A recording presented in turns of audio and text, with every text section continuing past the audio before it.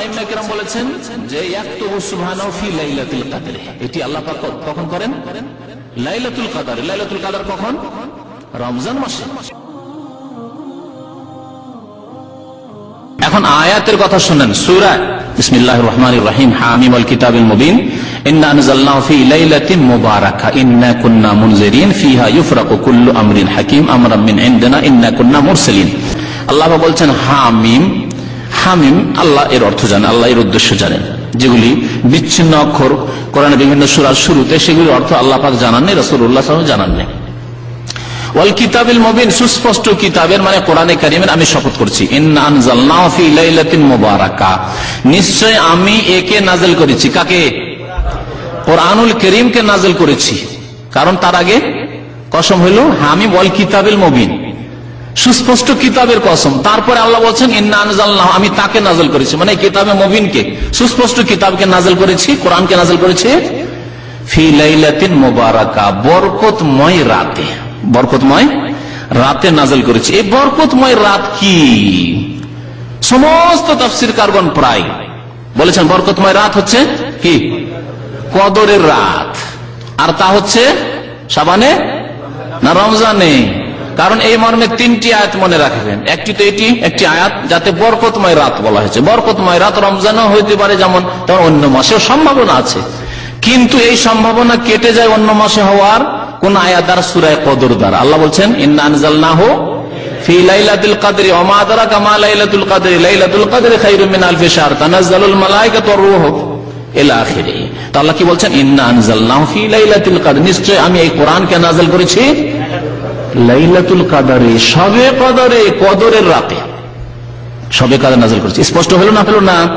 শবে কদর কেউ যদি বলে যে রমজানই হবে নাকি, শাবানে তো হইতে পারে, শবে বরাতকে ধরে নিলাম কদরের রাত, তাহলে তাকে কি বলবো? তৃতীয় আয়াত স্মরণ করো, শাহরু রমাদান আল্লাযী উনজিলা ফীহিল কোরআন, রমজান মাস সেই মাস যে মাসে আল্লাহ প্রথম কোরআন নাযিল করেছেন প্রথম আসমানে।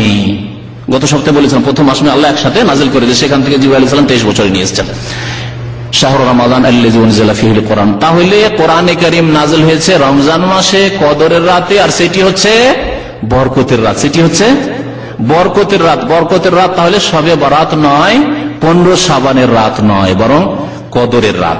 এই সম্পর্কে ইমাম ইবনে কাসির রাহমাতুল্লাহ আলাইহি কি বলেছেন তা শোনাই আপনাদেরকে। বলছেন যে ইন্না আনজালনাহু, তাফসীর করছেন আই আল কিতাবুল মুবিন, নিশ্চয় আমি এই সুস্পষ্ট কিতাবে নাযিল করেছি আল্লাযী হুয়াল কোরআন আলাল কওল আল মুআওয়াল আলাইহি, সুস্পষ্ট। ফি লাইলাতিন মুবারাকা, ফি লাইলাতিন মুবারাকা, বরকতময় রাতে। হিয়া লাইলাতুল কদর, তা হচ্ছে কদরের রাত। আলা মা রুওয়া আন ইবনে আব্বাস, এই রিওয়ায়াত বর্ণিত ইবনে আব্বাস থেকে। সাহাবায়ে কেরামদের মধ্যে প্রখ্যাত মুফাসসির হচ্ছেন ইবনে আব্বাস, তা থেকে বর্ণিত। ওয়া কাতাদা, ইবনে জুবাইর, মুজাহিদ, ইবনে যায়েদ ওয়াল হাসান ওয়া আলাইহি আকসারুল মুফাসসিরিন ওয়া যাওয়াহির মাহুম। অধিকাংশ মুফাসসিরিনগণ এটি বর্ণনা করেছেন যে আল্লাহ পাক রব্বুল বরকতের রাতে নাযিল করেছেন কোরআন কারীম, মানে হচ্ছে হিয়া লাইলাতুল কদর। ওয়াকালা ইকরিমা, ইকরিমা বর্ণনা করেছে, ইকরিমা এবং তার সাথে আরো কিছু লোক। হিয়া লাইলাতুন নিসফি মিন শাবান, বরকতের রাত হচ্ছে কি? নিসফে শাবান। এই নিসফে শাবান ওয়া তুসাম্মা লাইলাতুর রহমান ওয়া লাইলাতুল মুবারাকা ওয়া লাইলাতুস সাক ওয়া লাইলাতুল বারাহ, এগুলির নাম। রুহুল মানিতে প্রচার মাধ্যম বলবে, গত বছরে বলেছে, রুহুল মানি একটি তাফসীরের কিতাব রয়েছে ইমাম আলুসি, ওতে এই নামগুলি উল্লেখ করেছে। কোন হাদিস আছে যে শবে বরাতের নাম হচ্ছে নিসফে শাবান, নাম হচ্ছে লাইলাতুর রহমান, এর নাম হচ্ছে লাইলাতুল মুবারাকা, এর নাম হচ্ছে লাইলাতুস সাক, চেকের রাত, আল্লাহ চেক বিতরণ করেন, চেক।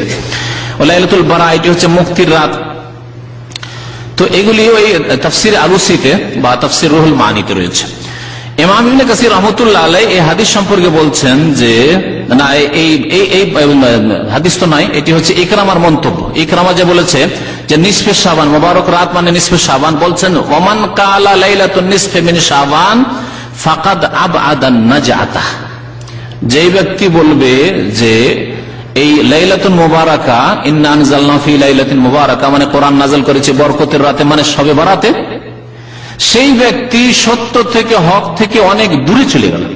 ফাকাদ আবআদান নাজাতা, সত্য থেকে, হক থেকে সেই ব্যক্তি অনেক দূরে চলে গেল। সূরা দোকানের প্রথম যে আয়াতগুলি 4-5টি আয়াত রয়েছে তার তাফসির ইবনে কাসিরে বাংলায় পড়তে পারবেন, ইংরেজিতে এই তাফসির রয়েছে, আরবিতে তাফসির রয়েছে, উর্দুতে তাফসির রয়েছে, পড়তে পারবেন। তাতে ইমাম ইবনে কাসির রহমতুল্লাহ আলাইহি এইভাবে উল্লেখ করেছেন যে যারা বলবে যে লাইলাতুল মুবারাকা মানে শবে বরাত, তারা হক থেকে অনেক দূরে চলে গেল।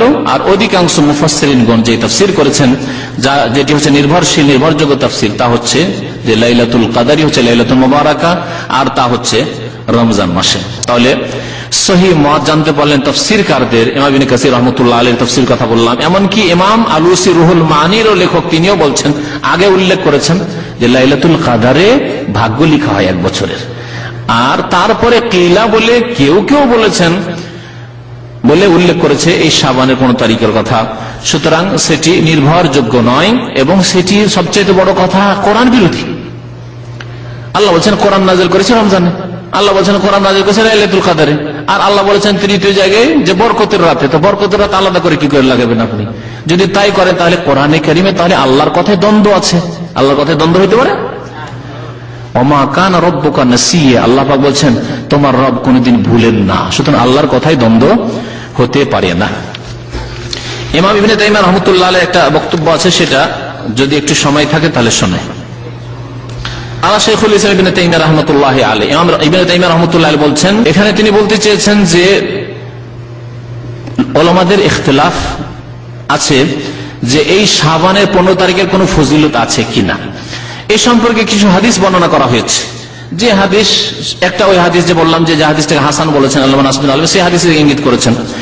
তারপরে বলছেন যে সালাফদের কিছু লোকেরা এই রাত্রে একা একা নামাজ পড়তেন আর শাবান মাসের আমভাবে রোজা রাখতেন।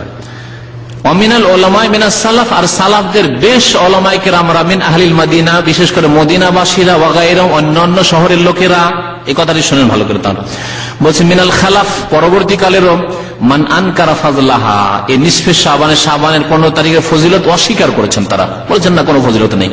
তাহলে হাদিস যে বর্ণিত হয়েছে, যে হাদিসগুলি যায়িফ হাদিসগুলো শুনাইলাম, আর এই মর্মে যে হাদিসগুলি এসেছে সেগুলির প্রত্যেকটি সম্পর্কে তারা সমালোচনা করেছেন, বলেছেন হাদিসগুলি সহিহ নয়, ভিত্তিহীন। যেমন কালাব গোত্রের যত বকরি রয়েছে, বকরি ছাগলের লোমের সংখ্যা পরিমাণ মানুষকে আল্লাহ মাফ করেন হাদিস, এই ধরনের হাদিসগুলি সবগুলিকে তারা অস্বীকার করেছে, এগুলি হাদিস সহিহ নয়, বরং জয়ীফ জাল হাদিস। তারপরে এই মদিনাবাসীরা, অন্যান্য উলামায়ে কেরামরা তারা বলেছেন লা ফারকা বাইনাহা ওয়া বাইনা গায়রিহা, শাবানের 15 তারিখের রাত আর অন্য রাতের মাঝে কোনো পার্থক্য নেই। তারপরে তিনি বলেছেন, ইমাম ইবনে তাইমিয়া রাহমাতুল্লাহ আলাইহির মত, আল্লামা নাসিরুদ্দিন আলবানীর মত, যে এই রাতের ফজিলত আছে কার জন্য? যে ব্যক্তি মুশরিক নয় আর যে ব্যক্তি বিদ্বেষী নয় তার জন্য। এবং ইমাম আহমদ থেকেও তিনি উল্লেখ করেছেন এই কথাটি। আর তারপরে বলেছেন যে এই রাতে আল্লাহ পাক মাফ করেন, এতটুকু তিনি বলেছেন। কিন্তু তারপরে বলছেন ফাআম্মা সাওমু ইয়াউমিন নিস মুফরাদান ফালা আসলা লাহু বাল ইফরাদুহু মাকরুহুন, তবে শুধু 15 তারিখের দিনে রোজা রাখা এর কোনো ভিত্তি নেই, বরং এটি হচ্ছে মাকরুহ, অপছন্দনীয়। ওয়া কাযালিকা ইত্তিখাযুহু মাওসিমান, এটাকে উৎসবে পরিণত করা, শবে বরাতকে উৎসবে পরিণত করা। তুসনাউ ফিহিল আতইমাতু, এতে খাদ্য তৈরি করা, হালুয়া রুটি তৈরি করা। ওয়া তুযহারু ফিহি যিনাতু, এবং এতে সাজসজ্জা করা, ভালো অনুষ্ঠান করার জন্য আমাদের দেশে যে স্টেজ তৈরি করা ইত্যাদি সব। হিয়া মিনাল মাওয়াসিমিল মুহদাসাতিল মুবতাদিআ আল্লাতী লা আসলা লাহা, এগুলি হচ্ছে বিদআতি কাজ যার কোনো ভিত্তি নেই। ওয়া কাযালিকা, তারপর হচ্ছে অনুরূপ মা কাদ উহদিসা ফি লাইলাতিন নিসফি মিনাল ইজতিমাইল আম লিসসালাতিল আলফিয়াতি ফিল মাসাজিদিল জামিয়া, মসজিদে, জামে মসজিদে বা ওয়াক্তিয়া মসজিদে বা বাড়িতে বা বাজারে একত্রিত হয়ে আলফিয়া নামাজ পড়া। আলফিয়া নামাজ, এই বিদআতি নামাজ সম্পর্কে বলছেন কি তা শুনেন। ইবনে তাইমিয়া বলছেন ফাইন হাযাল ইজতিমা লিসালাতিন নাফিলাতিন মুকায়্যাদাতুন বিজামানিন ওয়া আদাদিন ওয়া কদরিন মিনাল কিরাতি মাকরুহুন লাম ইউশরা, বলছেন যে এই একত্রিত হওয়া নফল নামাজ পড়ার জন্য বিশেষ সময়, মানে শবে বরাতে, এই যে 15 শাবানে, আর তারপরে ওতে বিশেষ তরিকায় যে 1000 বার কুল আল্লাহ পড়বো, ওয়া কদরুন মিনাল কিরা মাকরুহুন, এটি হচ্ছে মাকরুহ। আর হানাফি ফিকার মাসলা বলছি, ফোকায় হানাফিদের ইত্তিফাক রয়েছে, ঐক্যমত রয়েছে, যদি কোন ফিকার কিতাবে, ফতোয়ার কিতাবে মাকরুহ বলা থাকে তাহলে তার মানে হচ্ছে মাকরুহ তাহরিমি, মাকরুহ তাহরিমি মানে হারাম, জায়েজ নয়। লাম ইউশরা, তারপর শরীয়তে এর প্রমাণ নেই, লাম ইউশরা মানে শরীয়তে নেই। ফাইনাল হাদিস আল ওয়ারিদা ফি সালাতিল আলফিয়াতে মাওদুউন বিইত্তিফাকি আহলিল ইলম বিল হাদিস। বলছেন ইবনে তাইমিয়া রাহমাতুল্লাহ আলাইহি যে সালাতে আলফিয়া সম্পর্কে যে হাদিস বর্ণনা করা হয়েছে মুহাদ্দিসিনদের ঐক্যমতের ভিত্তিতে, মানে সর্বসম্মতিক্রমে, এই হাদিস হচ্ছে মাওদুউন, জাল হাদিস, জাল হাদিস। কিতাব হচ্ছে ইকতিদাউস সিরাতুল মুস্তাকিম ওয়া মুখালাফাতু আসহাবিল জাহিম। আমার কাছে আরবিতে কিতাব আছে, আরবিতেই কিতাব আছে, তরজমা হয়নি। পৃষ্ঠা নম্বর হচ্ছে 302। তো আলফিয়া নামাজ অথবা রাত্রে সবাই সকলে সম্মিলিত হওয়া, ধুমধাম করে ওয়াজ মাহফিল করা বা নফল পড়া, যতগুলি কাজ রয়েছে, খাদ্য তৈরি করা, সবগুলির কথা বলে ইমাম তাইমিয়া রাহমাতুল্লাহ আলাইহি, এগুলি বিদআত। আজকে থেকে প্রায় 600 বছর আগে, 600, 613, 1400, 600 বছর প্রায় হয়ে যাচ্ছে। 600 বছর আগে ইমাম তাইমিয়া রাহমাতুল্লাহ আলাইহি শাম দেশের কথা, দামেস্কে তিনি থাকতেন, দামেস্কের কথা বলছেন। আর শাম সিরিয়া বিদাতি দেশ, এই দেশে তখন এই বিদাত ছিল, খাবার তৈরি করা আর ধুমধাম করা, উৎসব করা। সতর্ক করেছেন সেই জামানার লোকদেরকে এবং কিয়ামত পর্যন্ত যত মুমিন মুমিনাত আসবে তাদেরকে, যে এগুলি হচ্ছে মাকরুহ, লাম ইউশরা, শরীয়তে এর কোনো প্রমাণ নেই।